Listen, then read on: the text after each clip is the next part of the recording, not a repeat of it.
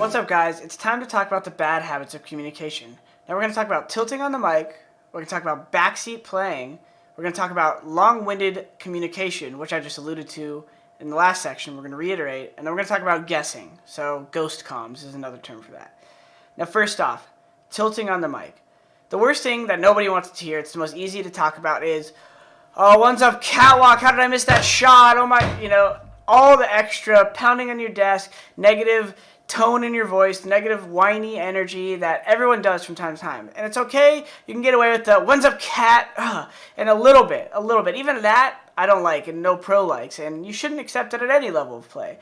One suggestion I have for that, guys, is if you are a desk slammer, try to do it off the mic. And if you are someone who likes to curse before your comm, try to stop. Try to get your communication out. Keep it concise like we talked about. One's up cat, and then let go of the mic button if you want and go, crap, hit your leg if you want to. Now, the more you start playing on LAN, you don't even want to do that. You want to try to control and internalize those emotions and just let yourself think about them and don't express it to your whole teammate, guys. And I will say, just a little bit of difference there can go a long way for your team and create a much better and positive environment to where you can talk about problems easier and people aren't scared to ask you what happened because they're worried that you're just going to blow up on them. So controlling your emotion is a huge part of this game, guys. You're going to be a better teammate and you're actually going to end up performing better and allowing those around you to perform better if they're not absorbing that negative energy. Next up, backseat playing. Backseat playing is really dangerous because you never know what someone's plan is, so just telling them what to do in the middle of the play is terrible. The only time there's a little bit of a gray area there is when you have a piece of information they don't, which is kind of up to your discretion. If you really think they don't understand something you're saying, add it in a way that is not telling them what to do, but is suggestive. Like if you think they're rotating inside on train and they don't know the guy's coming behind the connector, repeat one connector, by the way, or something. Very subtle, very quick, and maybe they actually forgot that someone made that comment or didn't hear it and they'll turn around and play off it. But don't tell them how to play it. Backseat playing is never helping because you have a different skill set than that person, so you don't know how they want to approach the situation. Next up, long-winded communication. We already talked about this, but I want to reiterate. Guys, drawn-out sentences are only going to make it worse for the communication channel. You're not going to allow other people to talk, and you might actually make it harder for someone to even decide what to do because they're trying to process what you're saying in this full sentence, and they're not actually thinking. Don't tell it, one's running down lower ramp, I think they're peeking the right side of the box, they're coming behind the train, they're by the train. One's down lower ramp, back pop dog. One's down lower ramp by white train, peeking lower. Like, even that could be too much. You just want to say where they're at and what they're doing. One's back pop dog, pulling out a nade.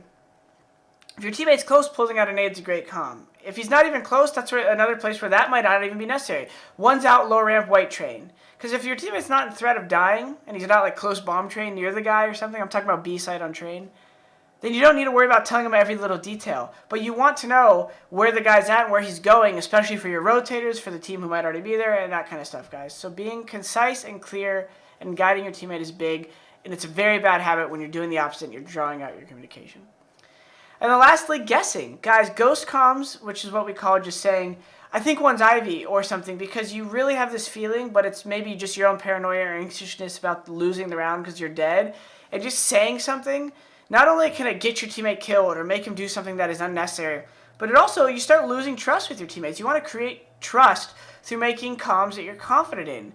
Now, if you think someone's there, there might be a way of saying, this guy usually works Ivy, but we don't know where he is, or unknown, but this guy's usually an Ivy player. That's fine, right?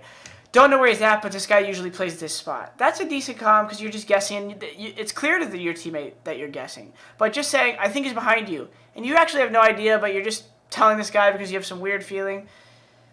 I would say 9 times out of 10 that's the wrong play unless you have some extraneous information, and especially if you tell them this, they're not going to die. If checking behind them is going to potentially kill them and it's a 50-50, just don't say anything, guys. Alright, so take those things into consideration. Communication and that energy between your teammates is one of the driving factors of being a good team. I've seen some of the best teams in the world have this issue because they have 5 great players, but their communication between each other isn't great because none of them are supporting or talking to each other in a way that's helping each other find the frags. And process of elimination, guys, is one of the most important things that come from communication. You're trying to figure out what play to make based on the information available. Alright, so I hope you guys listened and followed along with these bad habits. Take note of them, because when I give you your activity at the end of this section, you're going to refer back to this list.